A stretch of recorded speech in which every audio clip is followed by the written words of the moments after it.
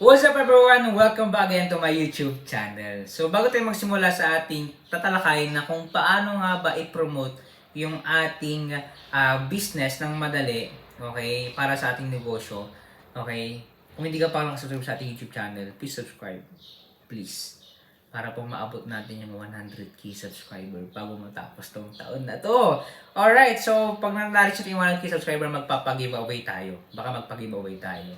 Alright, so let's go. Punta tayo sa ating topic ngayon na kung paano nga ba i-promote yung ating negosyo, okay, ng madali. Okay?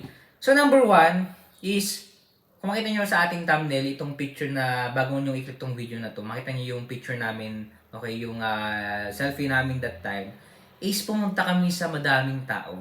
Okay, nagpa-print kami ng sticker, nagpa-print kami ng flyers, okay, tapos nagpa-print kami ng sticker para sa mga tricycle driver.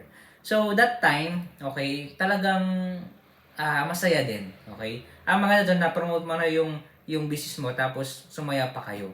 Okay, that time talagang double purpose yung ginawa namin. Nagbigay din kami ng konting libreng babasahin, okay, para sa buhay natin. So that time, ang ginawa namin is nagbigay kami ng flyers, ng sticker.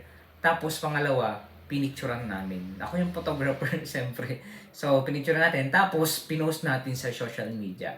Okay, share ng mga kaibigan natin para alam nila na tayo yung nagpo-promote ng Facebook. Okay, sa mga sticker natin, nilagay natin yung mga social media natin. Dahil ang pinakamalaga na mag-promote is yung kung wala kayong pambili, wala kayong flyers, okay, wala kayong panggastos, ang kailangan nyo lang naman is mag-post, daily post, okay, sa mga social media.